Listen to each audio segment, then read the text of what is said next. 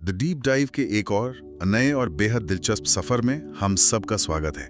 आज की हमारी ये चर्चा एक ऐसे विषय पर है जो हम में से हर किसी को कभी ना कभी सोचने पर मजबूर कर ही देता है। बिल्कुल। विषय है एक पावरफुल ऑरा और आकर्षक व्यक्तित्व कैसे बनाएं। आज के हमारे इस डीप डाइव का जो मुख्य आधार है वो बुक शेल्फ टॉक नाम के चैनल की एक बहुत ही शानदार सामग्री है, जो कि मूल रूप से how to create powerful aura की एक विस्तृत बुक समरी है। इसमें बहुत ही प्रैक्टिकल हैक्स बताए गए हैं। हाँ, एकदम प्रैक्टिकल। और आज का हमारा मिशन भी यही समझना है कि क्या ये ऑरा या जिसे हम किसी इंसान की वाइब कहते हैं वो महज कोई जादुई चीज है जो जन्म से मिलती है, या फिर इसे मनोविज्ञान और रोजमर्रा की आदतों के जरिए एक कौशल की तरह सीखा जा सकता है। बिल्कुल। सच कहूं तो ये विषय मुझे हमेशा से हैरान करता है। मतलब हम सब ने कभी ना कभी ऐसे लोगों को देखा होगा जो जैसे ही किसी कमरे में कदम रखते हैं, बिना एक भी शब्द बोले वहां मौजूद हर इंसान का ध्यान अपनी तरफ खींच लेते हैं। हाँ, लोग बस उनकी बात सुनना चाहते हैं। तो क्या ये सिर्फ अच्छे लुक्स या करिश्मे का खेल है? देखो, ये महज कोई इत्तेफाक या किस्मत की बात नहीं है। बुक शेल्फ टॉक की इस समरी का गहराई से विश्लेषण करने पर यह बात पूरी तरह से साफ हो जाती है कि ऑरा दरअसल किसी व्यक्ति की सोच, उसका आत्मविश्वास, उसकी बॉडी लैंग्वेज और व्यवहार का एक मिला-जुला रूप है। मतलब एक तरह की ऊर्जा कह सकते हैं इसे। जी बिल्कुल, एक ऊर्जा। और इस पूरी चर्चा की सबसे अच्छी बात यह है कि ये कोई ऐसी चीज नहीं है जो इंसान जन्म से लेकर आता है। इसे पूरी तरह से एक स्किल की तरह विकसित किया जा सकता है। अरे वाह! जो लोग अपनी मौजूदगी से दूसरों को इतना प्रभावित करते हैं, वे दरअसल उन मनोवैज्ञानिक पैटर्न्स को अपना रहे होते हैं जो एक मजबूत ऊर्जा का निर्माण करती हैं। ठीक है, तो आइए इसे गहराई से समझते हैं। इस समरी में जो सबसे पहला हैक बताया गया है वो है सेल्फ बिलीफ, यानी खुद पर भरोसा। इसे ऑरा की सबसे बड़ी ताकत कहा गया है। जो कि सच भी है। लेकिन ये बात सुनने में तो बहुत आम लगती है कि खुद पर भरोसा रखो, लेकिन असल जिंदगी में ये इतना आसान नहीं होता। अगर अंदर ही अंदर कोई खुद को लेकर आशंकित है तो क्या सच में वो कमजोरी बिल्कुल झलकती है। हम अपनी भावनाओं को कितनी भी अच्छी तरह छिपाने की कोशिश करें, हमारी असल ऊर्जा सामने वाले तक पहुंच ही जाती है। आत्मविश्वास कोई ऐसी चीज नहीं है जो बस एक दिन सुबह उठने पर अचानक मिल जाए। हाँ, रातों रात कोई जादू तो होता नहीं है। बिल्कुल नहीं। ये हमेशा एक्शन यानी काम करने से आता है, इंतजार से नहीं। जब कोई व्यक्ति किसी छोटे लक्ष्य को तय करता है और उसे पूरा करता है तो उसके दिमाग को एक स्पष्ट संदेश मिलता है कि मैं ये कर सकता हूँ। और यही संदेश फिर आत्मविश्वास की नींव तैयार करता है। सही कहा। इस समरी में पब्लिक स्पीकिंग के डर का एक बहुत ही सटीक उदाहरण दिया गया है। हाँ, पब्लिक स्पीकिंग ये एक ऐसा डर है जो दुनिया में सबसे ज्यादा लोगों को होता है। अब अगर कोई व्यक्ति जिसे स्टेज पर जाने से डर लगता है, वो सीधे किसी बड़े ऑडिटोरियम में जाकर बोलने की कोशिश करेगा, तो जाहिर है उसका डर उसे पंगु बना देगा। उसकी ऑरा पूरी तरह से सिकुड़ जाएगी वहाँ। एकदम सही। लेकिन अगर वही व्यक्ति शुरुआत में सिर्फ अपने 3-4 दोस्तों के सामने 2 मिनट बोलने का अभ्यास करे, फिर ऑफिस की किसी छोटी मीटिंग में अपनी राय रखने की हिम्मत जुटाए, तो क्या होगा? हर एक छोटा कदम उसके दिमाग को ये भरोसा दिलाएगा कि वो सुरक्षित है। जी, हर एक्शन दिमाग को बताता है कि वह ये कर सकता है। यही छोटे एक्शन सेल्फ बिलीफ की ईंटें हैं। ये कदम दर कदम आगे बढ़ने वाली बात समझ में आती है। लेकिन इसी सेल्फ बिलीफ को पक्का करने के लिए जो एक अभ्यास बताया गया है उस पर मुझे थोड़ी शंका है। अच्छा, कौन सा अभ्यास? इसमें कहा गया है कि सुबह आईने के सामने खड़े होकर खुद से ये कहना चाहिए, मैं सक्षम हूँ, मैं सीख रहा हूँ, मैं बेहतर बन रहा हूँ। ईमानदारी से कहूँ तो क्या ये सब शुरुआत में बहुत अजीब या एक तरह का मानसिक डोंग नहीं लगता? हाँ, ज्यादातर लोगों को शुरुआत में ये अजीब ही लगता है। हाँ, मतलब अगर मेरा दिन खराब जा रहा है तो आईने के सामने खड़े होकर खुद से अच्छी बातें कहना क्या सच में काम करता है? ये शंका बहुत स्वाभाविक है, लेकिन इसके पीछे का विज्ञान समझना जरूरी है। ये कोई जादुई मंत्र नहीं है, ये पैटर्न इंटरप्शन का एक तरीका है। Pattern interruption? हाँ, हमारा दिमाग डिफॉल्ट रूप से कमियों और खतरों को देखने के लिए प्रोग्राम्ड होता है। दुनिया हमें उसी नजर से देखती है जिस नजर से हम खुद को देखते हैं। जब कोई व्यक्ति आईने के सामने खड़े होकर जानबूझकर सकारात्मक शब्दों का प्रयोग करता है, तो वहां अपने दिमाग के उस लूप को तोड़ रहा होता है जो लगातार कहता है कि तुमसे नहीं होगा। अच्छा, तो ये बस उस नेगेटिव आवाज को रोकने का तरीका है? बिल्कुल। इसका मतलब ये कतई नहीं है कि आप खुद को एक परफेक्ट इंसान मान रहे हैं, बल्कि आप अपने दिमाग को ये ट्रेनिंग दे रहे हैं कि आपकी सीखने की क्षमता पर आपको भरोसा है। मतलब हम अपने ही दिमाग की रीप्रोग्रामिंग कर रहे हैं। जी, और ये धीरे धीरे बेसलाइन कॉन्फिडेंस को बढ़ा देता है। अब इसी से जुड़ा हुआ दूसरा बिंदु आता है जो मुझे सबसे ज्यादा प्रैक्टिकल लगा, पॉजिटिव इनर टॉक या सकारात्मक आंतरिक संवाद। ये बहुत अहम है। हम बाहरी दुनिया की आलोचना से तो बहुत डरते हैं, लेकिन सच्चाई ये है कि हम खुद अपने सबसे बड़े आलोचक होते हैं। हमारे दिमाग में जो 24 घंटे एक कमेंट्री चलती रहती है वो अक्सर बहुत निर्दयी होती है। यहाँ जो बात सबसे दिलचस्प है वो ये है कि ये नकारात्मक सोच सिर्फ हमारे दिमाग की चारदीवारी तक सीमित नहीं रहती, वो चेहरे पे आ जाती है। बिल्कुल। जब कोई व्यक्ति लगातार खुद से कहता है कि मैंने फिर से सब गड़बड़ कर दिया या लोग मेरे बारे में क्या सोचेंगे, तो ये हार का भाव सीधे तौर पर उसके चेहरे के तनाव, उसकी सिकड़ी हुई चाल और उसकी पूरी ऊर्जा में झलकता है। और सामने बैठा इंसान, भले उसे मनोविज्ञान का ज्ञान ना हो, लेकिन वो इस बिखरी हुई और डरी हुई ऊर्जा को बहुत आसानी से पकड़ लेता है। इसीलिए गलतियों को देखने का नजरिया बदलना हमारी ऑरा के लिए सबसे ज्यादा जरूरी है। इस समरी में जो बदलाव सुझाया गया है वो बहुत छोटा लेकिन गहरा है।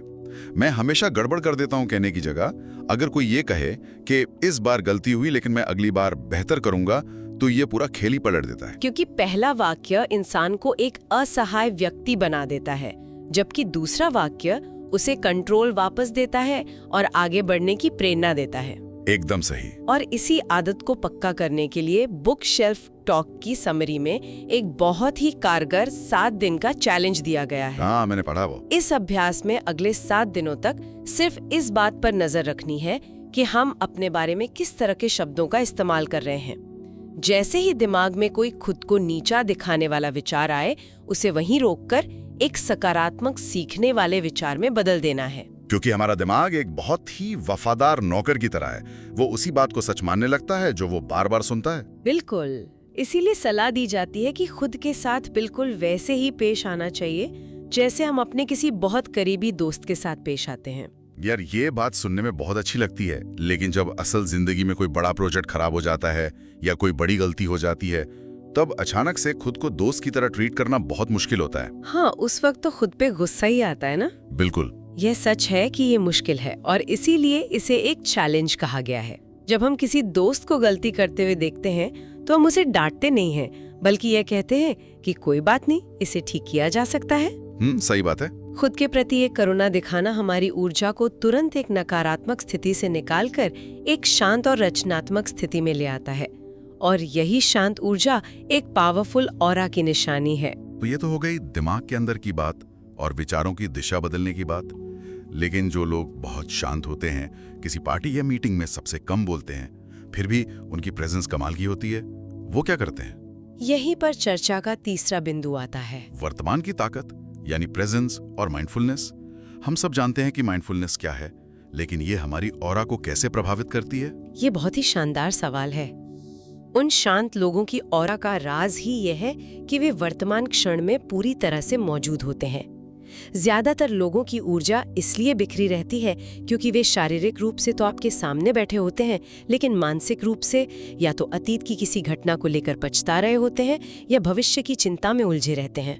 और जब ध्यान इस तरह से बटा होता है तो सामने वाले व्यक्ति को अवचेतन रूप से महसूस हो जाता है कि आप पूरी तरह से उसके साथ नहीं हैं। बिल्कुल। ये बहुत ही रिलेटेबल है। आजकल तो सबसे बड़ी चुनौती मोबाइल फोन है। आप किसी से बहुत जरूरी बात कर रहे हैं, आप हामी भी भर रहे हैं, लेकिन आपकी जेब में फोन वाइब्रेट होता है और आपका आधा दिमाग उस नोटिफिकेशन की तरफ चला जाता है। बिल्कुल सही उदाहरण। आप कितनी भी कोशिश कर लें, सामने वाले को तुरंत पता चल जाता है कि आप मानसिक रूप से वहां से जा चुके हैं, और वहीं पर वो कनेक्शन टूट जाता है। और जब वो कनेक्शन टूटता है तो आपकी ऑरा कमजोर पड़ जाती है।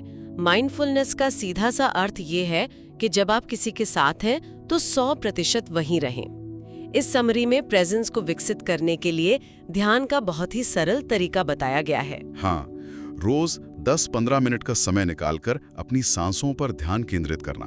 और सबसे महत्वपूर्ण बात, ध्यान का मतलब विचारों से कुश्ती लड़ना नहीं है। अगर विचार आ रहे हैं तो उन्हें एक दर्शक की तरह सिर्फ ऑब्जर्व करना है और अपना ध्यान वापस सांसों पर ले आना है। मुझे ये ऑब्जर्व करने वाली बात बहुत पसंद आई। ये सिर्फ 15 मिनट की बात नहीं है, इसे तो हम रोजमर्रा के छोटे छोटे कामों में भी लागू कर सकते हैं। बिल्कुल। खाना खाते समय सिर्फ खाने के स्वाद पर ध्यान देना, या पैदल चलते समय अपने कदमों को महसूस करना। हाँ, और यही छोटी छोटी आदतें इंसान के अंदर एक ठहराव लाती हैं। जब आप अंदर से ठहरे हुए होते हैं तो आपकी ऊर्जा में कोई जल्दबाजी या घबराहट नहीं होती। यही स्थिर ऊर्जा एक शांत और बेहद प्रभावशाली ऑरा का निर्माण करती है। यहाँ बात सच में बहुत दिलचस्प हो जाती है, क्योंकि ऑरा सिर्फ विचारों या मन की शांति तक सीमित नहीं है। अगर मन शांत है लेकिन कंधे झुके हुए हैं तो वो ऊर्जा बाहर कैसे आएगी? सही कहा। चौथा है किसी बारे में है, बॉडी लैंग्वेज, यानी बिना बोले किए जाने वाले संवाद। इस समरी में एक बहुत ही चौंकाने वाला तथ्य सामने आया है कि हमारी बॉडी लैंग्वेज हमारी ऑरा को 80% तक प्रभावित कर सकती है। ये कोई छोटा आंकड़ा नहीं है। बिल्कुल नहीं। इसका मतलब है कि हमारे कुछ भी बोलने से बहुत पहले हमारा शरीर हमारी पूरी कहानी बयां कर चुका होता है। ये विज्ञान के दृष्टिकोण से बिल्कुल सटीक है। जब किसी इंसान के कंधे आगे की तरफ झुके हुए होते हैं, छाती सिकुड़ी होती है और गर्दन नीचे की तरफ होती है, तो ये विकासवादी जीव विज्ञान के अनुसार खुद को बचाने या असुरक्षा का संकेत है। एक तरह का डिफेंस मैकेनिज्म। जी। इसके विपरीत जब कोई अपनी पीठ को संतुलित रखता है, कंधों को पीछे की तरफ खोलकर रखता है और सिर को हल्का सा ऊपर उठाकर चलता है, तो उसकी पूरी प्रेजेंस ही बदल जाती है। इसे समरी में खुला बॉडी स्टैंस या ओपन स्टैंस कहा गया है। हाँ, ये सामने वाले को संदेश देता है कि आप सुरक्षित और आत्मविश्वासी महसूस कर रहे हैं। ये ओपन स्टैंस बहुत मायने रखता है। अक्सर लोग नर्वस होने पर अपने हाथों को छाती पर बांध लेते हैं या जेब में डाल लेते हैं। इसके अलावा चलने का तरीका भी बहुत कुछ कहता है। बिल्कुल। एक संतुलित और स्थिर चाल जिसमें कोई घबराहट नहीं है, वो अपने आप में एक अलग ही वाइब देती है। और चेहरे के भावों को तो हम भूल ही नहीं सकते। एक हल्की और स्वाभाविक मुस्कान किसी भी अजनबी को भी पल भर में अपना सा महसूस करा सकती है। लेकिन मेरा एक सवाल है। हाँ, पूछे। मान लीजिए मैं अंदर से बहुत नर्वस हूँ, लेकिन मैं जानबूझकर अपने कंधे सीधे कर लेता हूँ और मुस्कुरा देता हूँ। क्या ये सिर्फ एक एक्टिंग नहीं हुई? यहाँ पर माइंड बॉडी कनेक्शन का एक बहुत ही गहरा सिद्धांत लागू होता है। ये सिर्फ एक्टिंग या बाहरी दिखावा नहीं है, ये एक टू वे स्ट्रीट की तरह काम करता है। अच्छा। हमारा दिमाग शरीर को कंट्रोल करता है, ये हम सब जानते हैं, लेकिन हमारा शरीर भी दिमाग को सिग्नल भेजता है। ओके, मतलब उल्टा भी होता है। बिल्कुल। जब आप जानबूझकर आईने के सामने खड़े होकर एक आत्मविश्वासी पोस्चर अपनाते हैं, कंधे सीधे, सीना चौड़ा, गहरी सांस, तो आपके शरीर के रिसेप्टर्स वापस आपके दिमाग को एक पॉजिटिव संदेश भेजते हैं। और दिमाग उस शारीरिक स्थिति को पढ़ता है। हाँ, दिमाग सोचने लगता है, अरे शरीर तो बहुत रिलैक्स्ड और कॉन्फिडेंट पोज में है, इसका मतलब सब ठीक है। और वो वास्तव में स्ट्रेस हार्मोन को कम करके आत्मविश्वास वाले हार्मोन रिलीज करने लगता है। ये तो किसी भी व्यक्ति के लिए एक बहुत बड़ा हैक है, शरीर की भाषा बदलकर अपने दिमाग की स्थिति को हैक कर लेना, है ना? बिल्कुल। अब हम इस चर्चा के 5वें और अंतिम हैक की ओर बढ़ते हैं, जो शायद सबसे ज्यादा प्रभावशाली है। यह है दूसरों पर प्रभाव, यानी पॉजिटिव इम्पैक्ट। ये बताता है कि एक पावरफुल ऑरा सिर्फ अपने खुद के पोस्चर या विचारों पर फोकस करने से नहीं बनती। ये मुख्य रूप से इस बात से तय होती है कि दूसरे लोग जब आपके आसपास होते हैं तो वे खुद के बारे में कैसा महसूस करते हैं। अगर हम इसे बड़ी तस्वीर से जोड़कर देखें तो हम पाएंगे कि असली और सबसे आकर्षक ऑरा वो है जो दूसरों को ऊपर उठाए। इसमें सबसे पहली और सबसे दुर्लभ चीज आती है सुनने की कला, जो कि आज के समय में बहुत कम देखने को मिलती है। सही कहा। आज के समय में ज्यादातर लोग सिर्फ इसलिए सुनते हैं ताकि वे तय कर सकें कि उन्हें अपना अगला जवाब क्या देना है। लेकिन जब कोई व्यक्ति सच में सामने वाले को समझने के लिए सुनता है, उसे बीच में टोकता नहीं है और एक स्वाभाविक आई कांटेक्ट बनाए रखता है, तो वो सामने वाले को ये महसूस कराता है कि वो इंसान महत्वपूर्ण है। किसी को ये महसूस कराना कि उसे सुना और समझा जा रहा है सच में बहुत शक्तिशाली है। इस समरी में 2 लोगों के कमरे में प्रवेश करने का एक बहुत ही बेहतरीन उदाहरण दिया गया है। हाँ, वो बहुत सटीक उदाहरण है। मान लीजिए एक कमरे में एक व्यक्ति आता है। वो आते ही अपनी बातें शुरू कर देता है, लगातार शिकायतें करता है कि ट्रैफिक कितना खराब था, मौसम कैसा है, और दूसरों की बातों को बीच में ही काट देता है। ये ऊर्जा बहुत ही थकाने वाली होती है। बिल्कुल। आप बस चाहते हैं कि वो व्यक्ति किसी तरह चुप हो जाए। और अब दूसरे व्यक्ति की कल्पना कीजिए, वो एक हल्की मुस्कान के साथ प्रवेश करता है, लोगों का अभिवादन करता है, उनके हालचाल पूछता है, और जब कोई दूसरा बोल रहा होता है तो वो पूरी दिलचस्पी के साथ सुनता है। वो व्यक्ति कमरे की पूरी ऊर्जा को हल्का और सकारात्मक बना देता है। ये समझना बिल्कुल मुश्किल नहीं है कि लोग किस व्यक्ति के आसपास रहना पसंद करेंगे, क्योंकि वो दूसरा व्यक्ति अपनी ऑरा से लोगों को वैलिडेट कर रहा है, उन्हें सम्मान दे रहा है। और दूसरों को वैलिडेट करने का एक बहुत अच्छा तरीका शब्दों का सही चयन भी है। आलोचना करने की बजाय प्रोत्साहन देना। बुक सेल टॉक की समरी में इसके लिए एक बहुत ही खूबसूरत अभ्यास सुझाया गया है। रोज किसी एक व्यक्ति की सच्ची और दिल से तारीफ करना। हाँ, और यहाँ सच्ची शब्द पर जोर देना जरूरी है। तारीफ बनावटी या सिर्फ खुश करने के लिए नहीं होनी चाहिए। अगर आप ऑफिस में हैं और किसी ने बहुत अच्छी प्रेजेंटेशन दी है, तो आप कह सकते हैं कि आज तुमने जिस तरह से डेटा को समझाया वो बहुत साफ और आसान था, मुझे बहुत कुछ सीखने को मिला। खुद की ऑरा को भी और अधिक चमकदार बना देती है। ये एक चेन रिएक्शन की तरह है। एकदम सही। तो इस सब का आखिर मतलब क्या है? अगर हम बुक शेल्फ टॉक की summary how to create powerful aura से निकलें, आज की इस डीप डाइव का पूरा सार निकालें, तो एक बात बिल्कुल शीशे की तरह साफ हो जाती है। ऑरा कोई रहस्यमयी या जादुई चीज नहीं है। बिल्कुल नहीं। यह उन आदतों का एक खूबसूरत मिश्रण है जिन्हें हम हर दिन चुनते हैं। यह खुद पर अटूट विश्वास, एक सकारात्मक और सहयोगी आंतरिक आवाज, हर पल में पूरी तरह मौजूद रहने की कला, एक खुली बॉडी लैंग्वेज और दूसरों को सम्मान देने की भावना से मिलकर बनती है। जी। इस समरी के अंत में एक बहुत ही बढ़िया कॉल टू एक्शन भी दिया गया है, जहां इस चैनल ने दर्शकों को यह सोचने पर मजबूर किया है कि इन 5 हैक्स में से कौन सा हैक उन्हें सबसे ज्यादा असरदार लगा और वे किस पर सबसे पहले काम शुरू करने वाले हैं। ये खुद को टटोलने का एक बेहतरीन मौका है। बिल्कुल, कोई भी व्यक्ति इसे आज ही अपनी जिंदगी में उतार सकता है, चाहे वो ऑफिस की मीटिंग हो या दोस्तों के साथ बातचीत।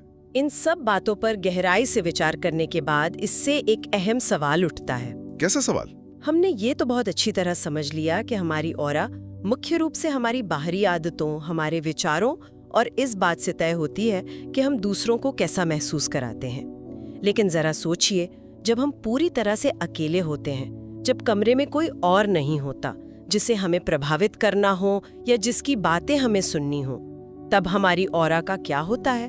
अरे वाह, ये तो सोचने वाली बात है। क्या एकांत में हमारी ऑरा सिर्फ हमारे और हमारे अपने ही विचारों के बीच का एक गहरा रिश्ता बन जाती है? क्या सच्चे मायने में हमारी सबसे शुद्ध और बिना मिलावट वाली ऑरा वही है जो हम रात के अंधेरे में खुद के साथ साझा करते हैं? उफ, ये तो सच में बहुत ही गहरा विचार है। क्या एकांत में महसूस होने वाली वो ऊर्जा ही हमारी असली पहचान है? ये एक ऐसा विचार है जिसे हम आज सब सुनने वालों के लिए यहीं छोड़ रहे हैं, ताकि वे अपनी भागदौड़ भरी जिंदगी में थोड़ा समय निकालकर इस पर खुद गहराई से विचार कर सकें। बिल्कुल।